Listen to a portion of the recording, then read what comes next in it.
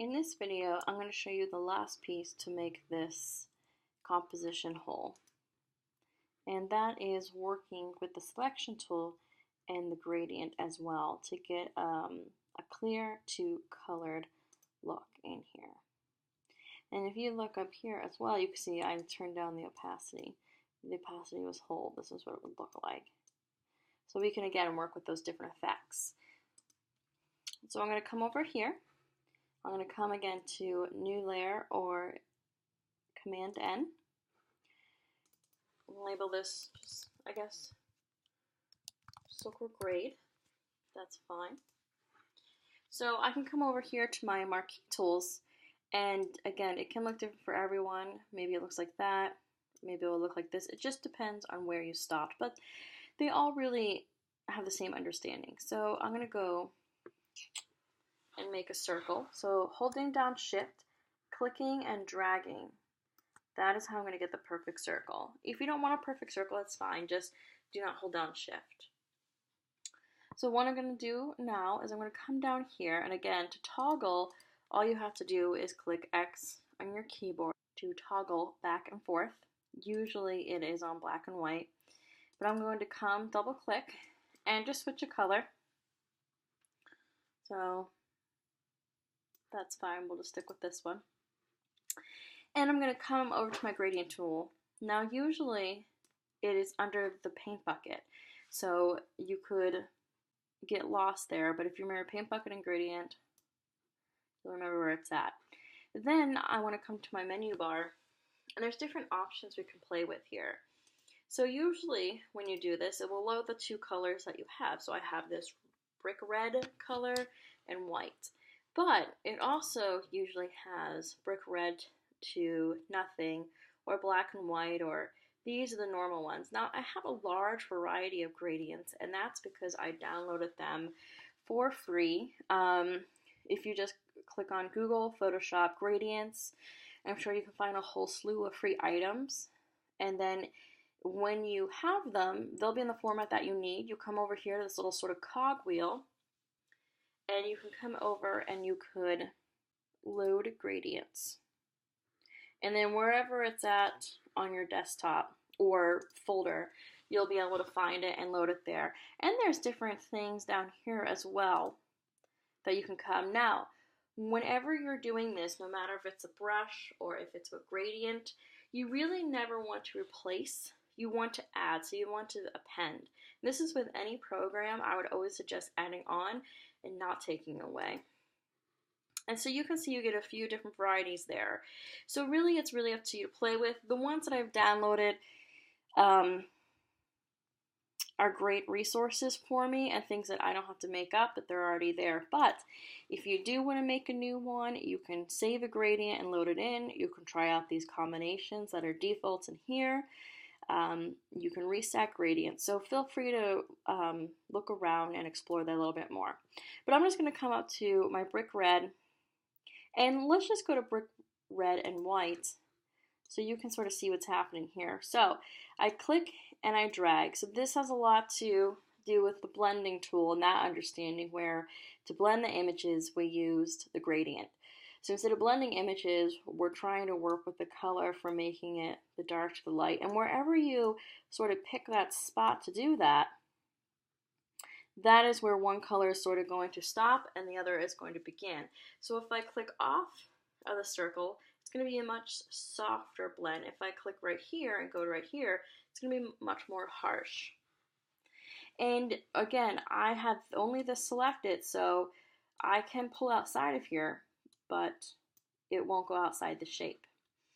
Now, just like in Illustrator, you have different ways that you can work with it. Photoshop does have more options.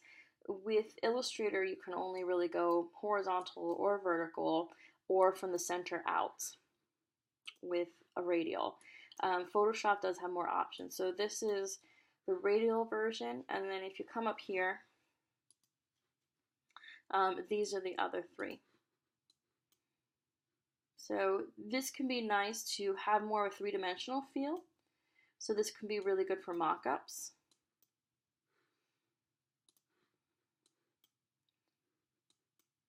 here you get it sort of from the center. So again, this could easily create a three-dimensional feel. I sort of use this understanding in Illustrator to make ribbons effects, so it is different. It's the same concept with bright to dark to bright again to give a three-dimensional understanding. And then this one, it creates sort of that X box shape coming up. So if I did it super small from here to here, you can see that. If I did it quite larger, you lose it, but you can still see that X sort of shape. So these could be really fun. You could play around with them. But just to get the effect that I originally had, I'm going to come up here. So I'm just going to delete that. So I'm actually going to hit E on my keyboard, come over to my right bracket and zoom that up. And what I've done there, I've just hotkeyed or shortcut the way to go to the eraser and then go to the brush size of the eraser and make that bigger. I'm just going to erase that so this way the gradients don't lie on top of each other. And I'm going to go back to gradient. I'm where I want to be. I want to make sure I'm on this one, my original one. Click and drag over. And that really looks nice because it's a reflection of the moon shape. I can come over here. I can work with the opacity of that. Maybe I come over here and just see how that looks. So if I was to move this, right, and again, it's not cutting out of anything because it's on its own separate layer, and that's the key of that. But if I come over here, you can see how that can work on different effects there. So this is lighten, and again, it will have a different effect on each one. If it's darker or more neutral, it's going to have more of an effect than something that's already bright and has a lot of contrast. But again, you can come over here and you can work with that. So, I mean, something like that's fine. I'm going to do Command D or go up to Select and Deselect. And then I can just move this wherever I want to. And I sort of like that there. It almost just looks like a comet coming through or maybe another planet in the distance. And so there we go. So there's everything except for the type that we've learned. And the type is very similar to Illustrator, but I will be demoing that in another video for you. I do want to bring up another image. Now I just found this on Pexels.com. That is P-E-X-E-L-S. So those are all free to download and use images, which is a great resource for students to just work with and play with images. And I just want to show you the different ways the gradients can work. So I'm going to do a new layer again.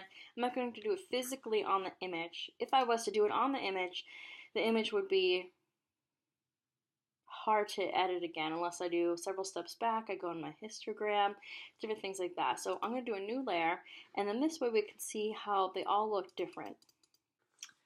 So I'm going to come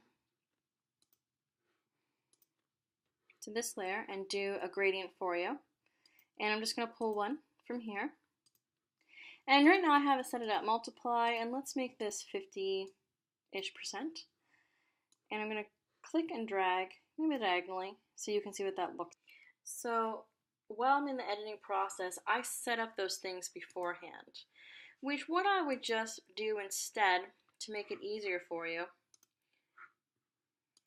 is on a new layer,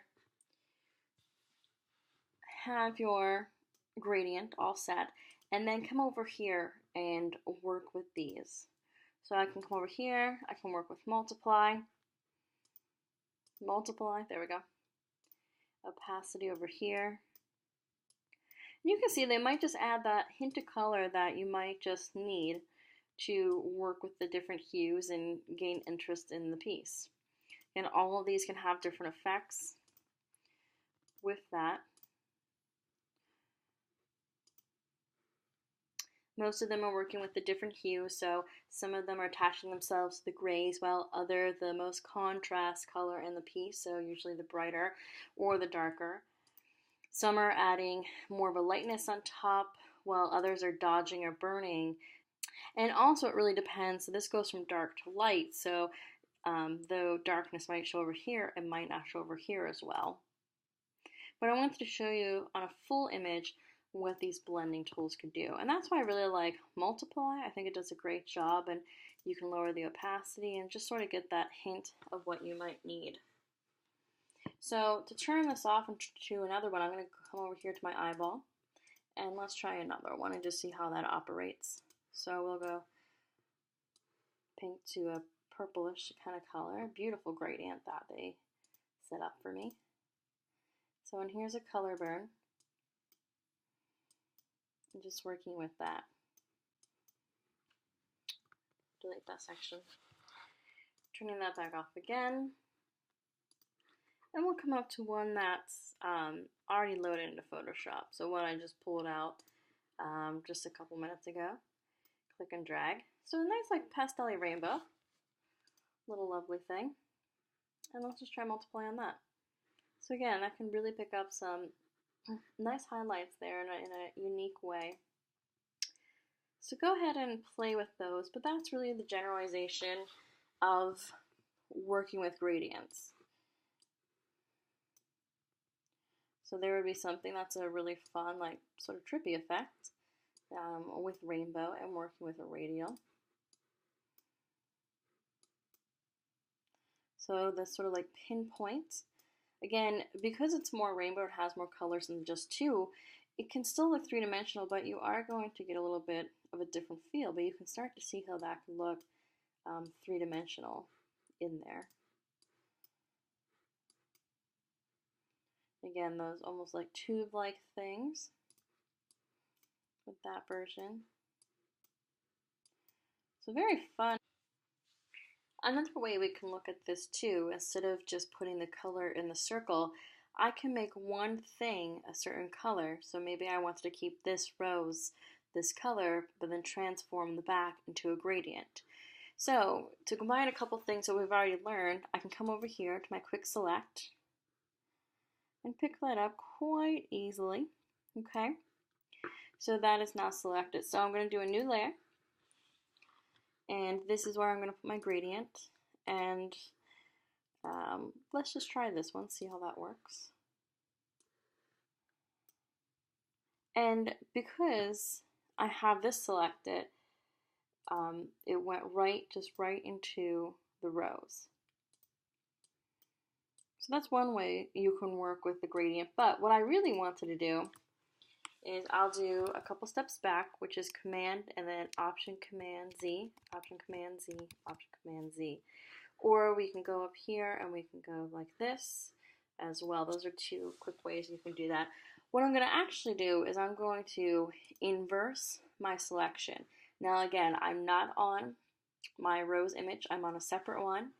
And though the rose was easiest to select, I actually wanted everything else. So I just again went up to Select, Inverse. Or you can use the hotkey there.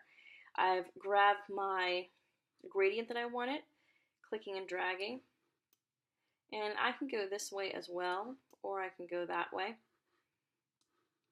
So if you wanted to rotate the colors, and you can use Free Transform in this as well, but I'm actually going to come here to the regular one, and we'll go something like that. And you can see here it's even taken out the rose because that's the only thing I don't want with a gradient. And let's just see what these look like.